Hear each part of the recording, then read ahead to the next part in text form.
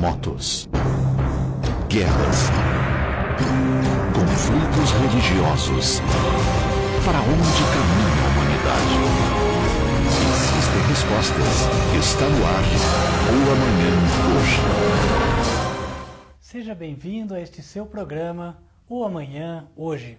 O programa que tem revelado a você, que nos assiste, a cada episódio, um pouco da verdade que Deus deu para o tempo do fim.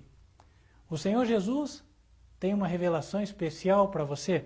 Ela encontra-se no livro do Apocalipse. Este livro abre a sua mensagem dizendo: revelação de Jesus Cristo, a qual Deus lhe deu para mostrar aos seus servos as coisas que em breve devem acontecer.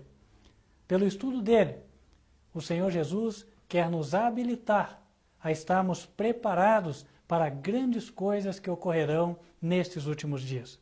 Sim, Jesus quer te salvar.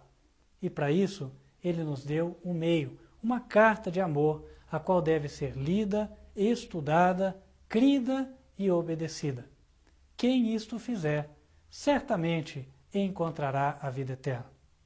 Em Apocalipse capítulo 8, na primeira trombeta, o Senhor nos fala de uma grande calamidade que vai acontecer.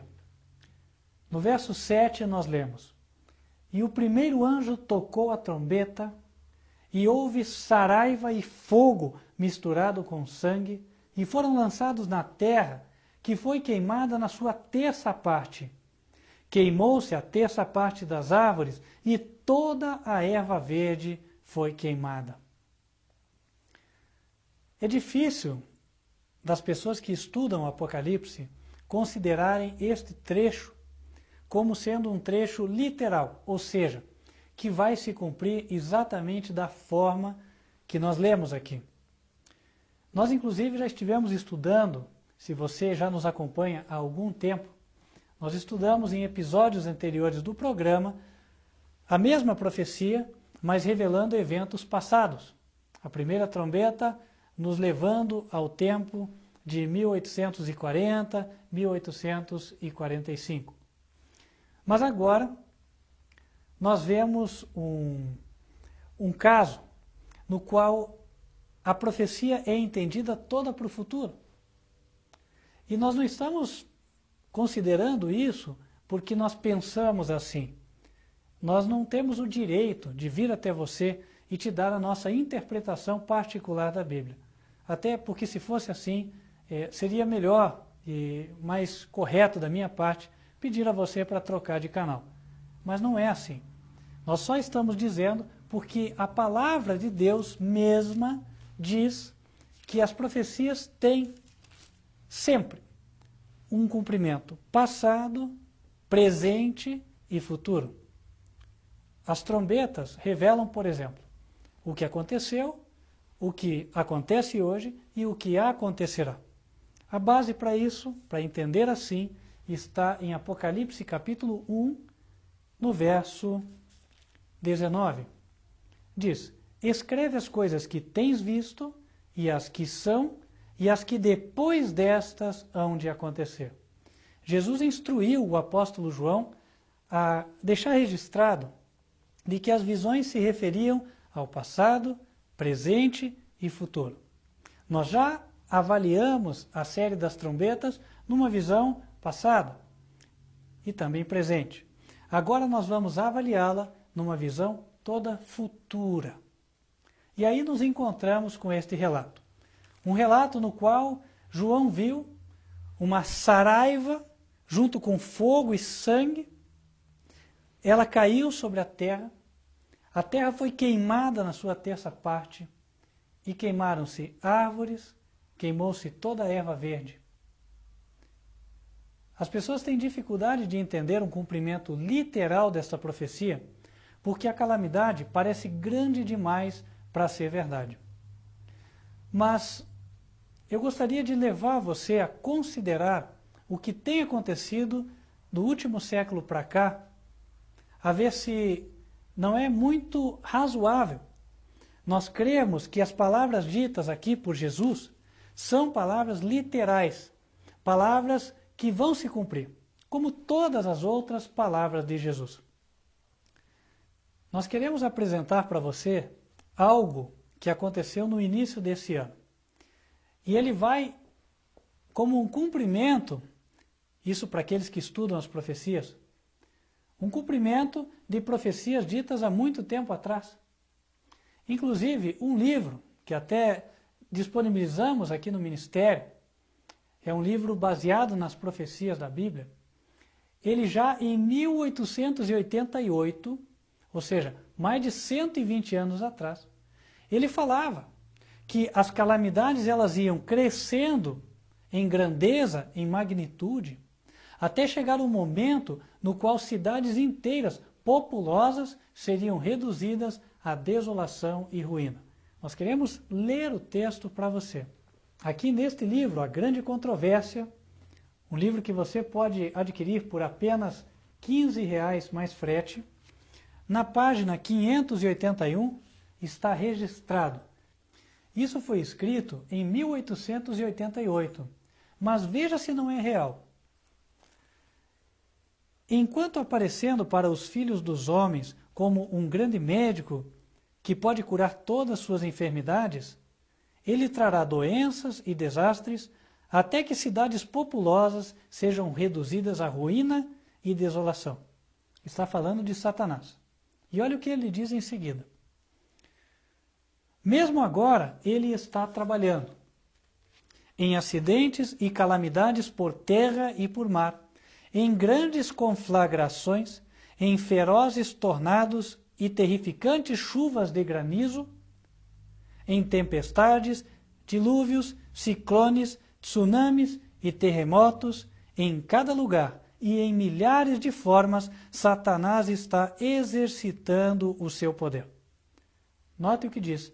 Ele destrói a colheita a madurar e seguem-se fome e angústia. Estas visitações se tornarão mais e mais frequentes e desastrosas. Escrito em 1888. Você que nos acompanha em vários programas, viu quando, alguns meses atrás, falamos em um episódio sobre o aumento do número de terremotos ao longo do tempo. De menos de 10 por século, nós já estamos em 10 terremotos catastróficos no mesmo ano, que é o nosso caso agora. Os acidentes, as calamidades, vêm aumentando em escala que nós chamamos na matemática de geométrica, ou seja, uma progressão geométrica. Eles, em número, vêm abundando tanto que hoje já não pode se prever quando e onde isso vai parar. Claro, não se pode se não se tem uma carta que revele o futuro. Nós temos a carta de Jesus no Apocalipse. Ele revela até onde vamos. E a primeira trombeta não deixa de ser uma resposta para quem procura a verdade sobre tudo isso. Talvez você seja um desses, um sincero indagador da verdade. Uma pessoa que queira saber o que vai acontecer em seguida. O que podemos esperar? Então Jesus, ele vai falar para você, porque ele disse em João 14, verso 6, que ele é a verdade. Ele só fala a verdade. E ele nos deu um registro escrito da sua palavra para nós não nos confundirmos, para não sermos enganados. A Bíblia, ela fala com fidelidade as coisas que em breve vão acontecer. E no registro da primeira trombeta, como nós lemos, lá está escrito que em breve haverá uma chuva, uma saraiva, com fogo e sangue caindo sobre a terra. E vai queimar árvores, ervas e causar grande destruição. Talvez você, ao ver o relato da primeira trombeta, pense, mas como pode haver uma saraiva de fogo? Saraiva é o nome dado para a chuva de pedras. E as pedras que nós conhecemos são as chamadas pedras de granizo. Pedrinhas pequenas ou um pouco maiores. Ultimamente têm caído pedras grandes, né? São pedras de gelo Agora, como podem então estar misturadas com o fogo? Pois se são pedras de gelo, o gelo apaga o fogo, até porque ele derrete, vira água e logo o fogo está apagado. Como será isso então? Como será que pedras cairão do céu junto com fogo? Existem hoje pedras que caem ardendo em fogo? A resposta para uma pergunta como esta é sim, existem. Inclusive você já deve ter visto muitas, não que tenham caído na terra, mas que estavam no céu e pela velocidade, já vamos explicar isso, pela velocidade elas desapareceram. Quem de vocês nunca viu uma estrela cadente, por exemplo? A estrela cadente é um corpo luminoso que viaja pelo meio do céu rapidamente e de repente desaparece. Os cientistas explicam com detalhes o que é isso. São pequenas pedras que vagam no espaço, chamadas de meteoros. Eles viajam a velocidades inimagináveis para nós. Chegam a viajar a cerca de 80 mil quilômetros por hora. Eles percorrem a distância da nuvem até a Terra, por exemplo, em 1 segundo. E esses meteoros, quando eles chegam próximos da Terra, onde o ar é mais denso, eles começam a friccionar, ou seja, a atritar. E como resultado disso, eles vão esquentando.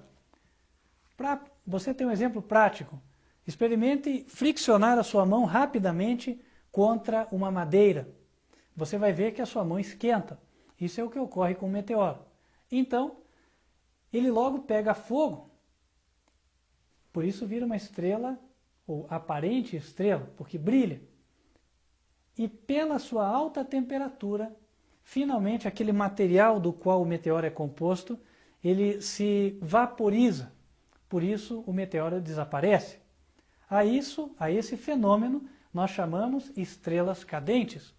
Meteoros que viajam, se esfregam com o ar, se é que assim podemos dizer, e então desaparecem. Sazonalmente, ou seja, a cada ano, em determinadas partes da Terra, pode-se ver chuvas de meteoros. Existe, por exemplo, as Pleiades. É uma chuva de meteoros sazonal, vista no hemisfério norte. Então, toda época do ano, a pessoa pode olhar à noite e ver aquela quantidade de estrelas cadentes. A primeira trombeta fala de meteoros que vão não apenas ficar na linha da atmosfera da Terra, mas eles vão chegar até o solo. Pedras ardendo em fogo, alta temperatura, alta velocidade, e por ser alta velocidade, ao baterem na superfície da Terra ou nas estruturas que estiverem aqui, elas vão causar um grande estrago. Imagine você, por exemplo, uma pedra de fogo caindo sobre o seu telhado. O que ela poderia causar? Destruição? Incêndio? Isto é o que vai ocorrer quando a primeira trombeta se cumprir. Pedras ardendo em fogo cairão numa velocidade tremenda. 80 mil quilômetros por hora é possível. E cairão sobre árvores, sobre erva, sobre estradas, carros, casas, tudo o que encontrarem pela frente. Segundo o texto, nós vamos ler de novo, 1/3 da terra será atingido por estas pedras. Apocalipse 8, verso 7. E o primeiro anjo tocou a trombeta, e houve saraiva e fogo misturado com sangue, e foram lançados na terra, que foi queimada na sua terça parte. A terça parte da terra será afetada por esta calamidade. E o texto ainda diz, queimou-se a terça parte das árvores, e toda a erva verde foi queimada.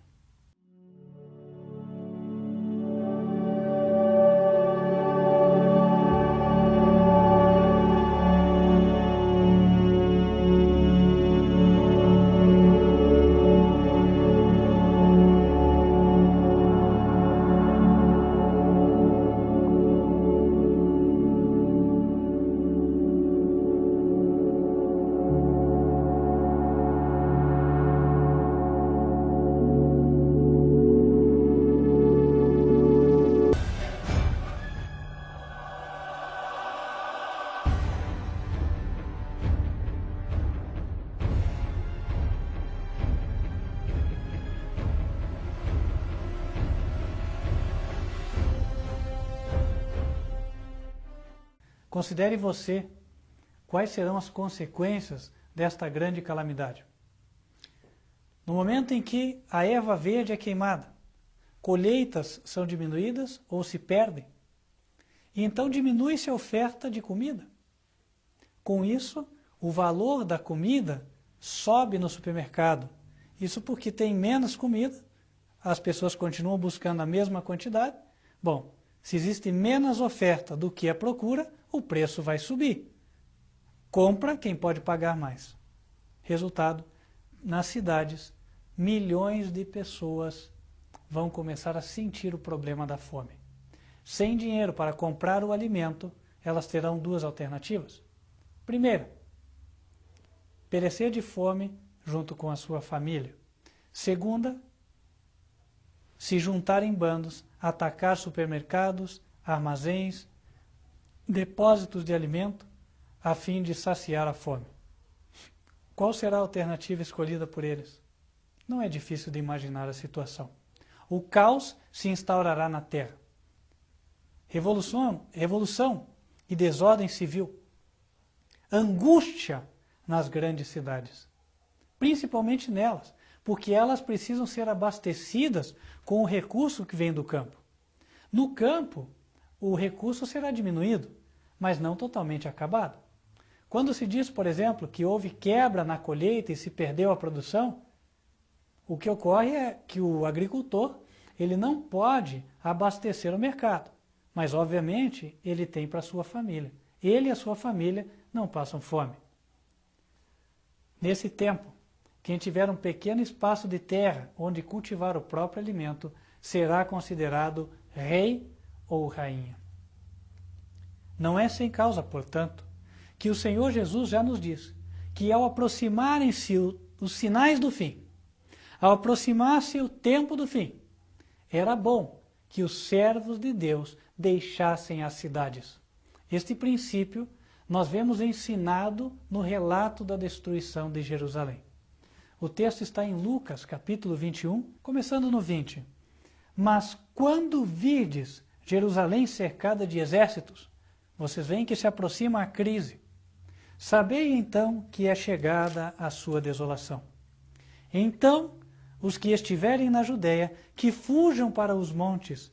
Os que estiverem no meio da cidade, que saiam.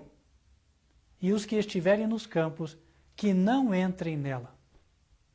Porque dias de vingança são estes, para que se cumpram todas as coisas que estão escritas. Mas ai das grávidas e das que criarem naqueles dias, porque haverá aflição na terra e ira sobre este povo. E cairão a fio da espada, e para todas as nações serão levados cativos. Este é o sermão profético de Jesus. Considerando a crise do passado, Jesus advertiu os seus amados discípulos para que eles não perecessem.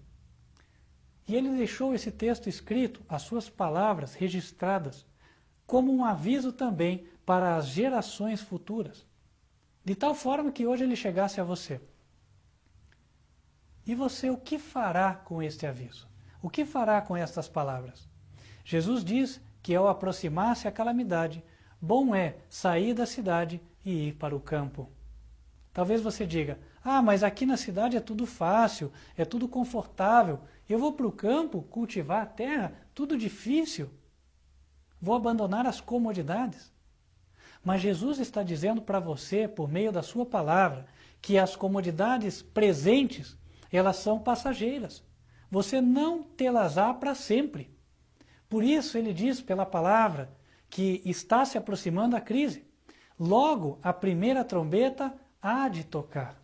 E por isso ele diz, filho, assim como eu ordenei aos meus discípulos no passado, vá para o campo, porque logo, em breve, aquele que tiver um pequeno espaço de terra onde cultivar o próprio alimento será considerado rei e rainha. Considere outra coisa. Num momento como este, onde a comida está faltando na cidade, o que ocorrerá com o valor dos imóveis na cidade, dos terrenos, casas e apartamentos? Hoje, valorizam, Mas e nessa época? Alguém quererá morar na cidade, se não há comida? Então muitos verão os seus investimentos caírem ou virarem pó. Jesus fala hoje para você, filho meu, ouça a minha voz, obedeça para o seu próprio bem. A palavra de Jesus vem sempre salvadora a todos. E ele não quer nem que você tenha prejuízos. Por isso, ele em certo lugar disse, não ajunte tesouros nesta terra, porque eles são passageiros mesmo. Onde a traça corrói, disse Jesus. Mas ajunte tesouros no céu, onde ninguém corrói. E como nós podemos ajuntar o tesouro no céu? Simples. Basta nós vivemos para a salvação das pessoas. Se Deus me deu tempo, se Deus me deu talento, se Deus me deu recurso financeiro, se Deus me deu propriedades, eu posso colocar tudo isso à disposição de Jesus e falar, Senhor Jesus, o que queres que eu faça? Se você orar com sinceridade, Ele vai te dizer. Não sou eu que vou dizer para você, olha, agora chegou o tempo de você fazer tal e tal coisa. Mas Jesus é quem fala, porque é Ele quem testifica no seu coração. Ele vai dizer, filho meu, administra segundo eu oriento você na minha palavra. Viste o que ocorrerá na primeira trombeta? Então, não invista nas grandes cidades. Vá para o campo. Use as suas economias para avançar a pregação do Evangelho, para salvar outras almas. Porque chegará em breve o tempo em que as bolsas de valores vão cair e as suas ações vão valer como pó. E nesse tempo, o que fará você? Dará graças a Deus porque ouviste o Senhor Jesus e investiste na obra do Senhor? Ou dirá, ai, ai, tanto poderia eu ter feito por Jesus e não fiz nada? Sim. Sabe, Jesus não quer que você tenha perdas, mas para isso é necessária a obediência. Certa vez, Jesus chamou Abraão para deixar a sua casa e a sua parentela. E ele foi para um lugar. Foi junto com seu sobrinho Ló. Então, chegou o momento de separar a si mesmo de Ló. E Ló escolheu estar próximo às cidades de Sodoma e Gomorra. Finalmente tornou-se um habitante de uma delas. Abraão permaneceu no campo.